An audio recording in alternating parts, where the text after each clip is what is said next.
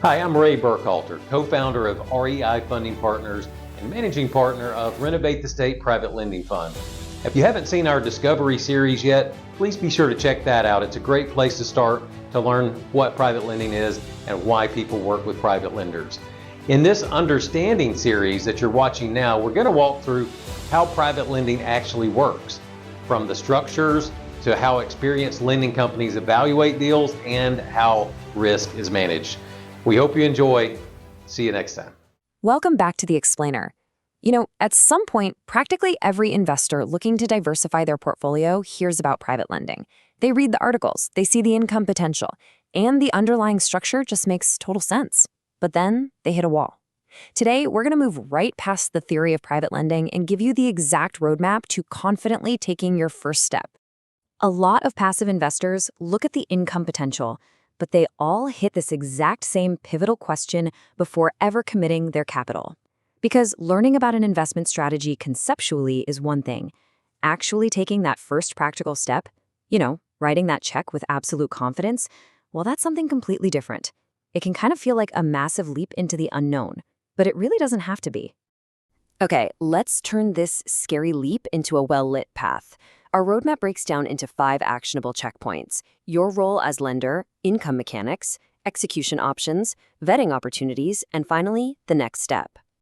Checkpoint number 1, your role as lender. If you are used to traditional real estate, get ready for a pretty huge mindset shift.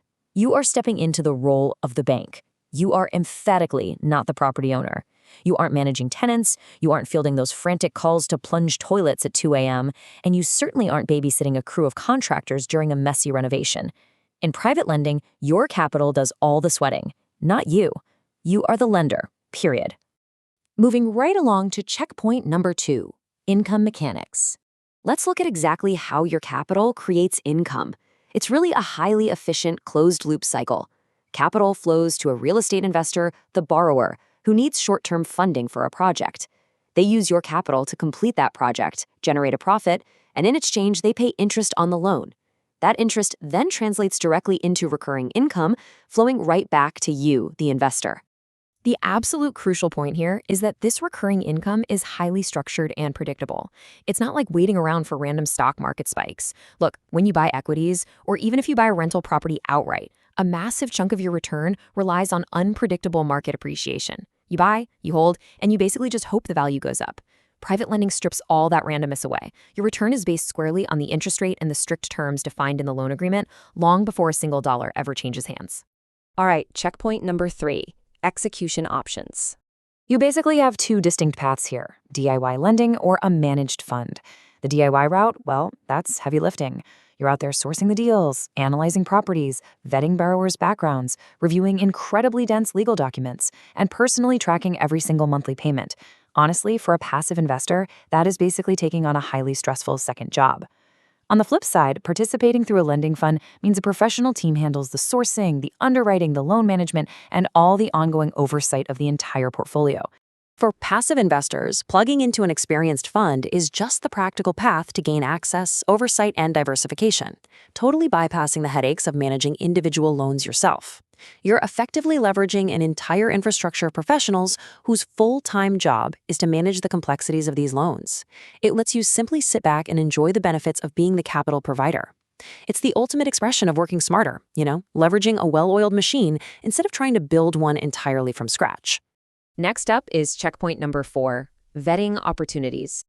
Whether you go DIY or use a fund, you have to properly evaluate the team and the terms. A good operator does way more than just find deals. They actively protect your capital.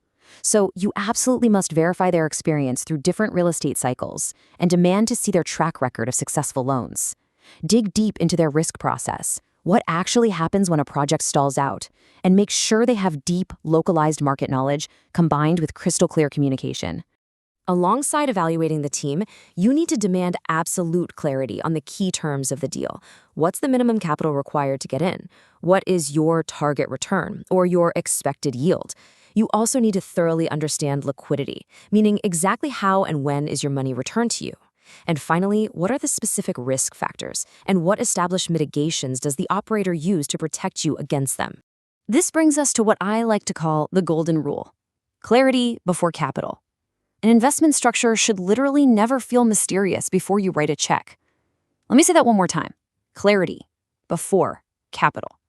If an operator cannot easily and simply explain to you how your money goes in, how it generates a return, and exactly how it comes back out, well, that is a massive red flag. You must have total clarity on expectations before you make any sort of commitment. And that leads us to our final checkpoint, the next step. We want to completely replace the concept of sales pressure with foundational education. You should only ever move forward when the strategy makes total sense for your specific goals. The objective is never, ever to make a fast decision based on hype or some fear of missing out. The goal is to make an informed decision based on a deep, solid understanding of the structure, the risks, and the team you're partnering with. Because getting started isn't some stressful leap, it's a measured progression. You watch and learn from educational explainers like this one. You learn the vocabulary. You ask the hard questions of the lending team. You review their investor materials, their track record, and their legal documents. And only then do you make an informed decision. Trust me, following that methodical process completely removes the anxiety from the whole equation. Following this exact roadmap is how passive investors successfully transform their initial curiosity into the clarity and confidence needed to safely participate as a private lender. You start out wondering how this all works, but by understanding your role, the income mechanics, the fund structures, and how to effectively vet the operators, you gain clarity. And that clarity is the absolute bedrock of your confidence as an investor. Now that you know how to start, the ultimate question still remains: how is your capital actually protected when things go wrong? True confidence doesn't come from blindly chasing the highest possible return. It comes from deeply understanding the armor protecting your money. Like, what actually happens to your loan if the real estate market suddenly drops 20%? Well, we are going to dissect exactly that in our next explainer on conservative lending and real estate collateral. Until then, keep asking questions and keep demanding clarity. Thanks for watching this video content. We really hope you enjoyed it. Be sure to check out the next video in this series to keep learning details about how private lending works. And if you'd like to go deeper, you can download the free guide that you will find in the video description. Until next time, take care and God bless.